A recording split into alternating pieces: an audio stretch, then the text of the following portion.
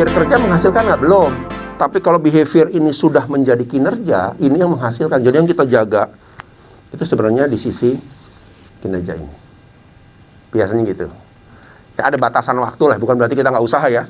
Diusahakan, tapi satu titik, oke, ini kayaknya harus tangan besi nih. Aturan perusahaan harus sudah main. Kadang-kadang begitu. Itu satu ya. Terus yang kedua tadi pertanyaan menarik tuh.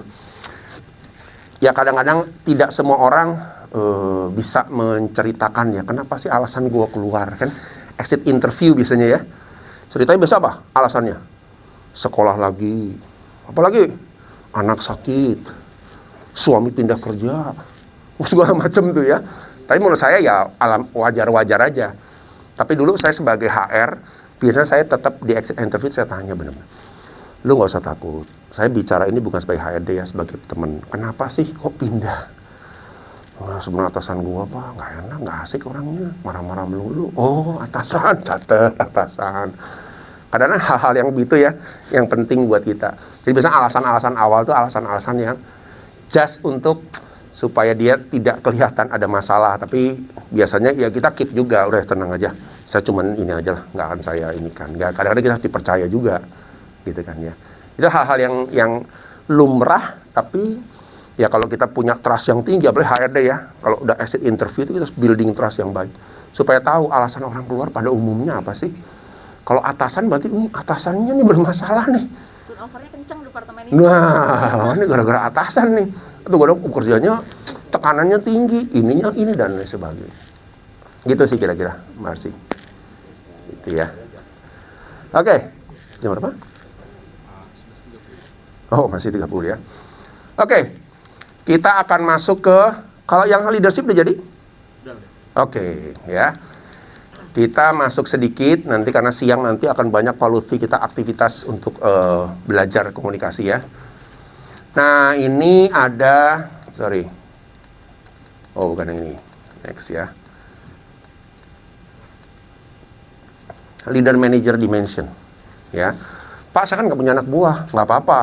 Karena kan mungkin programnya salah satu juga mempersiapkan teman-teman someday masuk di posisi sebagai leader gitu ya. Minimal tahu kekurangan saya, kelebihan saya, kalau jadi leader apa sih sebenarnya, gitu kan ya. Nah, ada satu konsep ya. Leader itu kan sebenarnya punya dua sumbu. Satu ngurus pekerjaan, satu ngurus orang. Ya. Sekarang saya tanya, yang membuat capek itu urusan sama orang atau urusan sama pekerjaan sih? Kenapa Pak? Coba ayo. Kenapa bilang capek?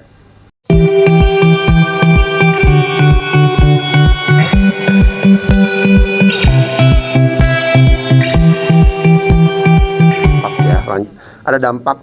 Kayak kalau obat itu ada indikasi apa? Efek sampingnya, ada efek samping gitu ya.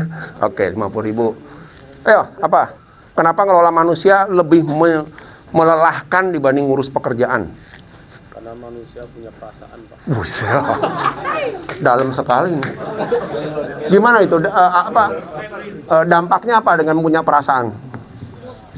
Ya kan, pekerjaan itu nanti diukur dengan perasaan dia. Kalau lagi moodnya bagus, hasilnya bagus. Kalau enggak, hasilnya enggak. Mood. Oke.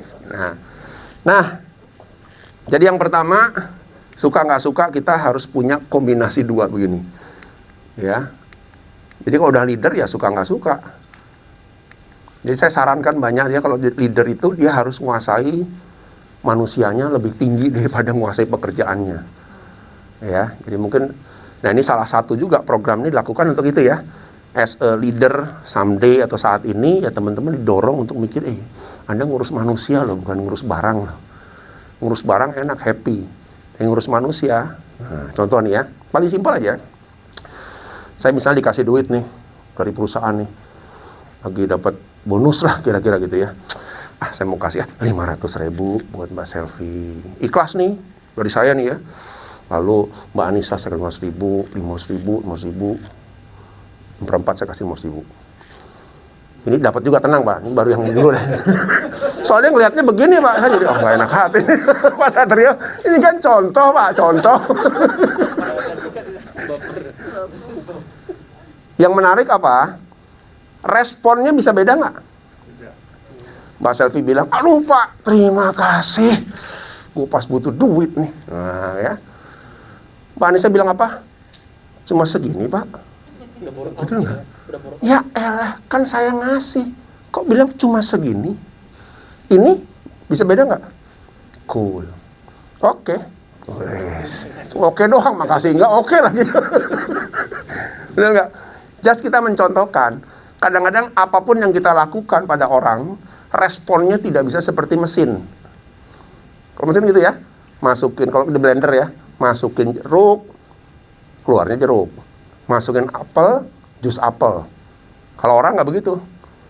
Dimasukin jus apel, keluarnya duren. Masukin apel, keluarnya kesemek. Beda-beda gitu. Nah itu kadang buat kita lelah, betul ya? Kok gitu sih?